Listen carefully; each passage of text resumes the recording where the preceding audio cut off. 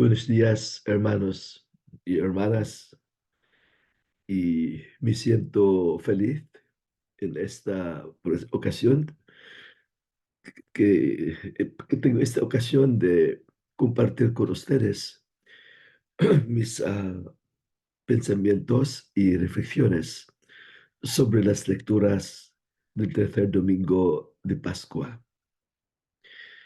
Mi nombre es Benjamin Alforque, Ben Alforque, MSc. Yo soy un misionero del Sagrado Corazón y trabajo como el administrador de la parroquia del Perpetuo Socorro, del Señora del Perpetuo Socorro, en Riverside, California, del diócesis del San Bernardino. Y en este momento quiero presentar a ustedes las lecturas del domingo que viene.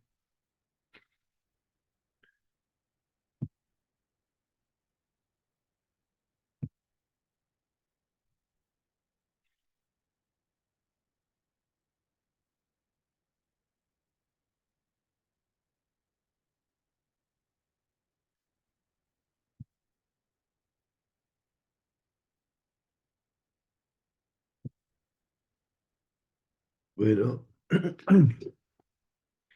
tercer domingo de Pascua, una guía de homilía por Benjamin Alforque, Messi, mi nombre. Y estas son las lecturas. La primera lectura de Hechos, capítulo 3, versículos 13 a 15 y 19 a 17 y 19. El Salmo responsorial del Salmo 4, versículo 2, 4, 7 y 8 y 9. Segunda lectura de la primera carta de Juan, capítulo 2, versículo 1 a 5a.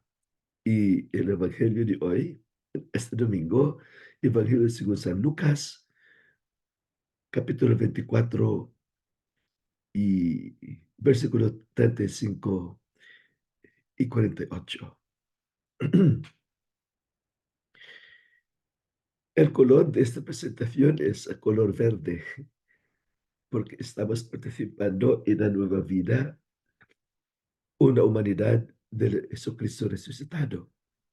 Y que espero que con estas reflexiones, con la palabra del Señor, con estos hechos, como cristianos de hoy, nuestra fe, nuestra esperanza, nuestro amor, nuestra vida cristiana va a crecer ah, como un crecimiento fresco,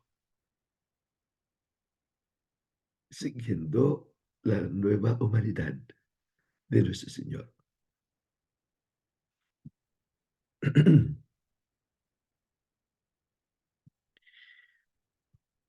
Bien, bueno, a la primera lectura de Hechos 3, 13 a 15, 17 a 19. Los hechos de los apóstoles completan la obra de Lucas en 2 volúmenes, Evangelio y Hechos, posiblemente escrita después de la caída de Jerusalén en el año 70 en la era común. Se introduce una nueva forma de escribir la historia, una historia escrita desde la perspectiva de los pobres, de la experiencia de los marginados y de la lucha por una vida mejor de los desposeídos, lejos del centro de poder que Jesús y la nueva comunidad de los pobres y los pecadores que él fundó se enfrentarían gradualmente. Se identifican 2 centros de poder: Jerusalén con el templo y Roma con el emperador. Y Lucas muestra que Jesús viajaría desde Galilea y las colinas de Judea hasta Jerusalén. Y luego, inspirado por el Espíritu Santo, a través de los apóstoles y la comunidad cristiana, hasta Roma. En este camino significativo en la presentación de la historia, Dios es su amor y Jesús es su identidad. Se irían revelando poco a poco a través del grito de los pobres y su liberación, a través de los enfermos y necesidad de curación, y su necesidad de curación, y de los pecadores y su búsqueda del perdón, el mundo y su necesidad de transformación. En particular, los hechos de los apóstoles pueden haber estado destinados a aquellos que no pertenecen a la religión judía, pero que son amigos y amados de Dios. Por eso el nombre Teófilo, que quiere decir amigo o amado de Dios. Si bien el título sugiere una narrativa más inclusiva, los hechos de los apóstoles, pero en realidad narran exclusivamente las obras de Pedro y Pablo como los principales actores pioneros en la misión de evangelización en la iglesia primitiva. Su trabajo y de las personas que los ayudaron, la comunidad cristiana en su conjunto, es una continuación de la misión y ministerio de Jesús. El libro también recuerda el nacimiento de la iglesia, su temprana consolidación y expansión, desde una sociedad multicultural hasta una comunidad intencionalmente intercultural. Este es muy importante. La multiculturalidad es un fenómeno, pero la interculturalidad es una actividad, un movimiento intencional de encontrar al otro.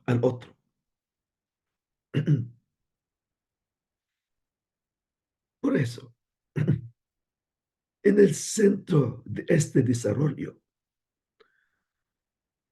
más allá de la geografía y de idioma, más allá de etnicidad y la nacionalidad,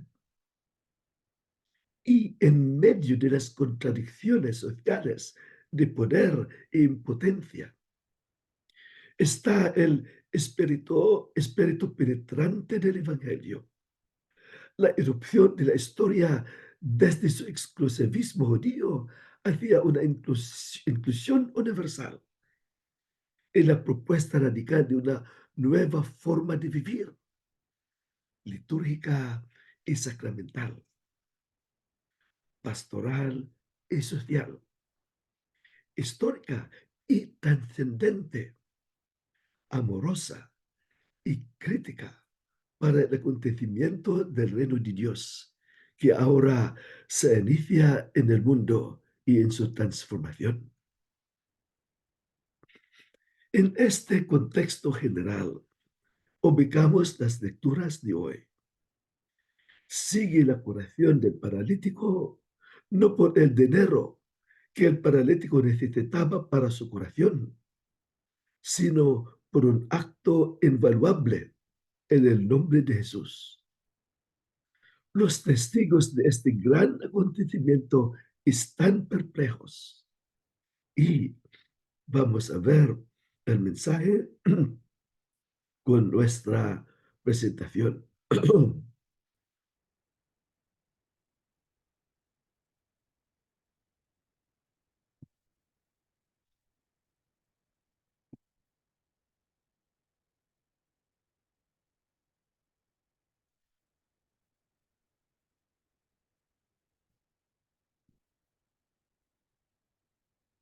Este asombro fue la ocasión para el discurso de Pedro.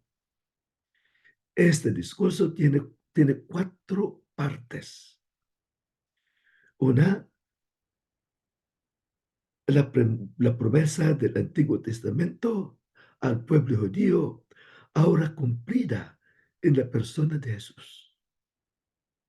Segunda, el trasfondo histórico de la muerte de Jesús, planeada y ejecutada por la conspiración entre la jerarquía judía y el pueblo, y el Estado romano, representado por Pilato. Tercera, la resurrección de Jesús, a quien rechazaron y ejecutaron. Y cuarta, el llamado a la conversión al nombre de Jesús, que es siervo, por eso impotente, profeta, como portavoz del Señor Dios, Mesías, Mesías y Salvador, lo que estaba esperando, el santo e inocente y justo de Dios y autor de la vida. Estas características, todo en uno. En efecto, este es también el mensaje de Lucas para nuestro tiempo, cuando propone la fe a los hombres de hoy, ser iglesia, ser una comunidad radical que dé testimonio del reino de Dios. Esta iglesia ha recibido de Jesús una gran herencia y debe dar testimonio de ella en todas partes y en todo tiempo. Una, la liberación de los pobres y de los pecadores. Como iglesia tenemos que dar testimonio de esta realidad, esta verdad. Segunda, la presencia de Jesús resucitado que fortalece al pueblo. Tenemos que reconocer la fuerza del Señor en el pueblo redimido. Tercera, denuncia el rechazo del mal, del empobrecimiento, las privaciones y la corrupción. También tenemos que dar testimonio de este mensaje, rechazando y combatiendo, luchando contra el empobrecimiento, las privaciones y la corrupción en nuestro tiempo. Y finalmente, el llamado a la conversión, a vivir una vida radicalmente nueva en una comunidad radicalmente nueva de vida de amor que sana, vida de amor que sana, de compartir que afirma la igualdad de todos los hijos de Dios, igualdad de todos los hijos de Dios, y la oración como escucha de la palabra de Dios en las escrituras, en otros, en los acontecimientos del mundo y de toda la creación.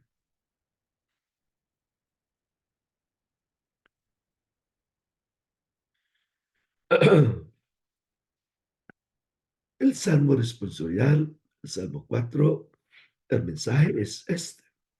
Este es un salmo de confianza. La confianza en Dios impregna el grito de ayuda del suplicante. El Señor le responderá. El Señor hace maravillas con él. El rostro resplandeciente del Señor alegra su corazón. El Señor es su seguridad, su morada y su paz. Y nosotros, como seguidores de Cristo, como predicadores de palabra, tenemos que reclamar esta convicción del Salmo, una convicción de confianza en Dios. Impregna el grito de ayuda del suplicante. Este debe ser nuestra convicción profunda, que el Señor le responderá, que el Señor hace maravillas con nosotros. Y cuando vemos al Señor, este es debe ser un descubrimiento para nosotros, que el rostro resplandeciente del Señor alegra nuestros corazones y que el Señor es nuestra seguridad, nuestro hogar, nuestra morada y nuestra paz.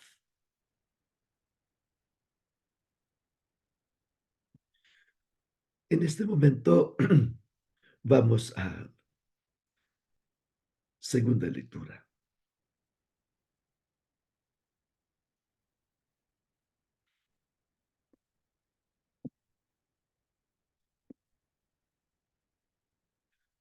La segunda lectura de la primera carta de Juan, capítulo 2, 1 a 5a. Esta primera carta de Juan probablemente fue escrita por Juan, el propio apóstol y evangelista, o por su seguidor, o por un representante de la comunidad inspirada por él.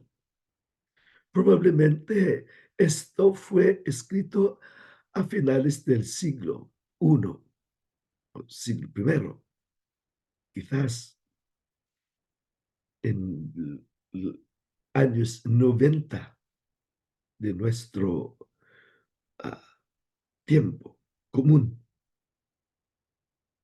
o hacia principios del siglo II, probablemente en Éfeso o sus alrededores. Probablemente estaba dirigido a cristianos gentiles conversos, aunque hay indicios, como el capítulo 5 muestra, indicios que una comunidad judío-cristiana o judíos conversos al cristianismo. Es una carta escrita con mucho cariño y ternura a una recién nacida comunidad cristiana a la que el autor conocía personalmente y cuya relación era mutua profunda. En este sentido, era una sociedad altamente multicultural que gradualmente se estaba volviendo más intencionalmente intercultural. Los valores y creencias del Evangelio cristiano criticaban y corregían radicalmente las tendencias, valores y creencias culturales nativas o étnicas. Esta comunidad cristiana dinámica y en desarrollo necesitaba ser consciente de las enseñanzas falsas e heréticas que constituían el mundo de oscuridad. Necesitaba permanecer en la luz de Cristo y aceptar la centralidad de la encarnación del Mesías, Hijo de Dios. Ahorita vamos a ver nuestra presentación.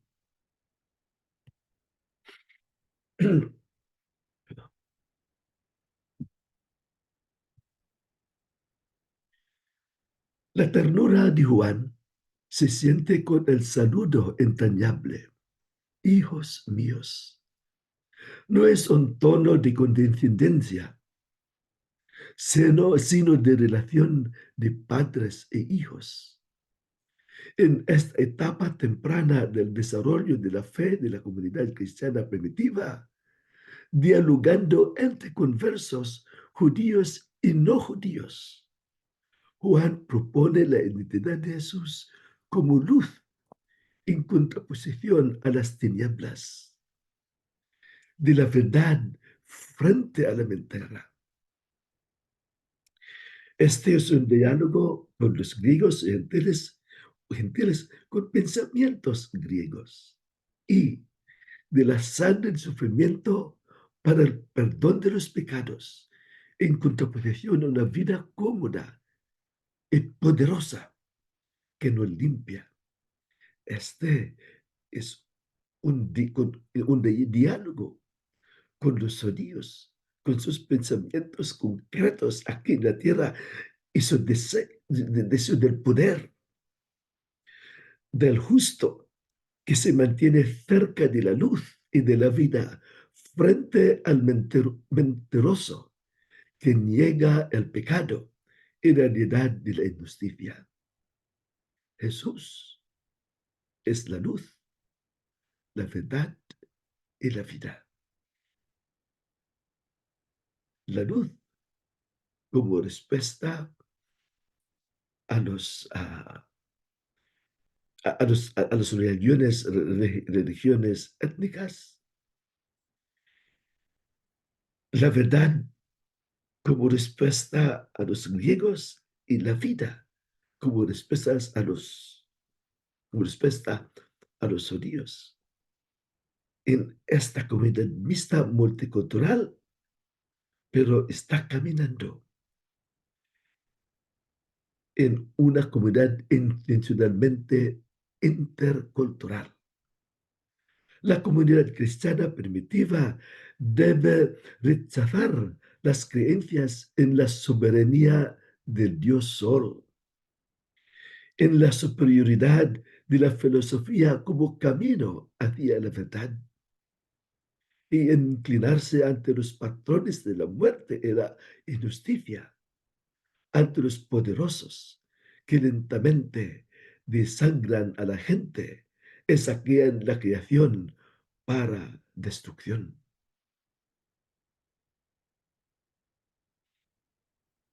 Jesús, según esta lectura, es el abogado de la humanidad pecadora y de la creación ante el Padre.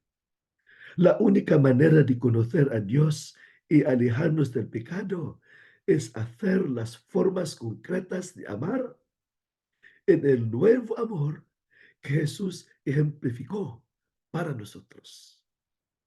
Amar concretamente a los demás y a la creación es una expresión clara de nuestra comunión con Jesús y con toda la comunidad cristiana y como hermanos y hermanas, padres e hijos unos de otros, una sola familia cristiana. La pregunta es, ¿cómo podemos vivir esta inspiración en nuestra vida de hoy como una comunidad cristiana, en nuestro contexto moderno? Bueno, vamos al Evangelio. Ah, el Evangelio, según San Lucas, capítulo 24, versículo 35 a 48. El Evangelio de Lucas presenta un largo camino tanto en la vida y misión de Jesús como en la vida y misión de los discípulos y de la iglesia. Jesús viaja desde Galilea y las colinas de Judea hacia Jerusalén. Esta es la parte más larga de la historia del Evangelio de Lucas. Luego está el viaje post-resurrección de los discípulos desde Jerusalén a Emmaus y de Jerusalén a Roma. Es en estos caminos donde se produce la paulatina autorrevelación de Jesús y el crecimiento de los discípulos y de los pueblos desde la incredulidad a la fe. El camino es también desde la encarnación de Dios hasta el sufrimiento y la muerte de Jesús en la cruz y finalmente hasta su resurrección. Jesús en la tierra es reconocido por su palabra. Es la palabra en las Sagradas Escrituras. Ahí explica y se revela. Jesús se encuentra también en la fracción del pan, en la liturgia y en los sacramentos como inseparables de la palabra. Pero hay algo más que no podemos separar con la fracción del pan y la palabra del Señor. Vamos a ver, este es el punto muy importante de este evangelio de hoy.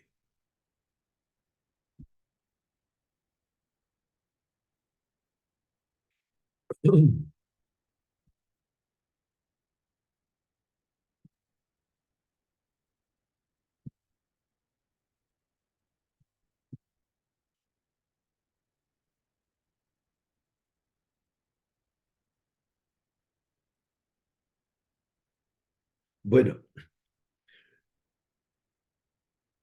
la aparición física de Jesús a sus discípulos después de la resurrección devuelva- devuelve la centralidad y la materialidad del amor de Jesús, que se atreve a sufrir y morir por el amado. La centralidad de la materialidad del amor de Jesús muestra a los discípulos incrédulos las cicatrices de sus heridas en su cuerpo. Estas cicatrices no pueden separarse de su cuerpo resucitado, porque son las pruebas de su resurrección. Y luego Jesús los invita a comer, esta vez a una nueva comunión de amor y servicio con el resucitado. Concretamente,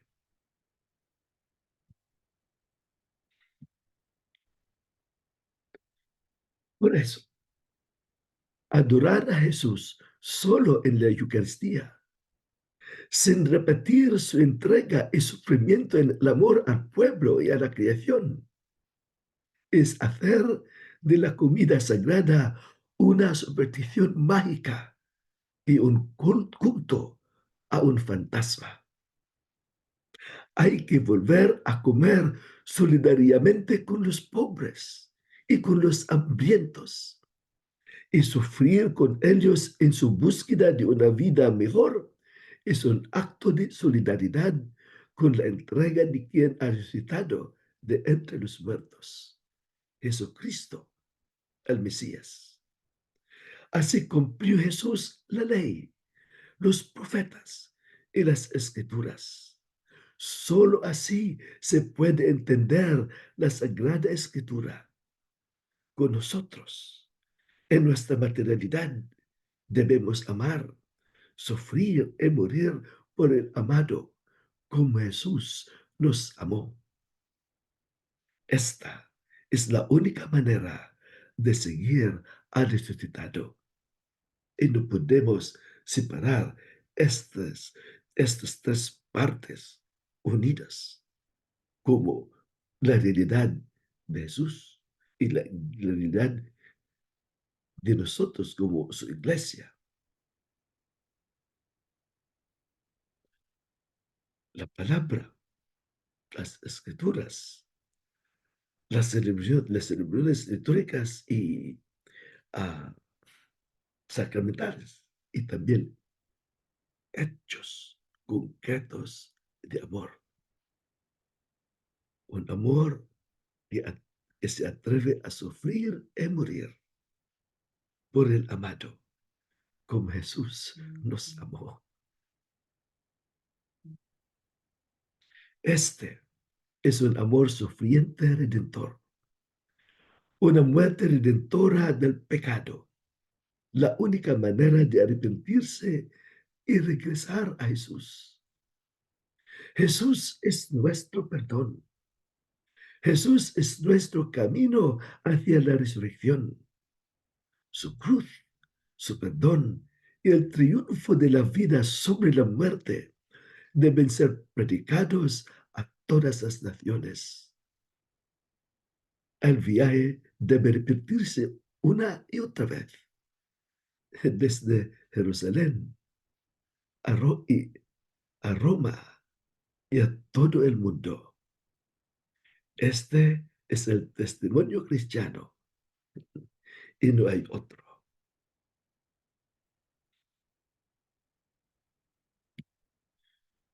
Hermanos, hermanas, gracias por su paciencia. Esta es mi presentación.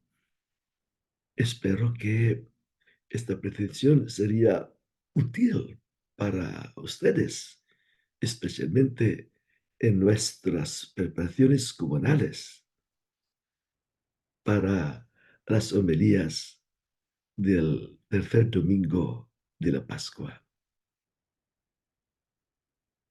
Buenos días, buenas tardes, buenas noches a todos. Que Dios les bendiga por siempre.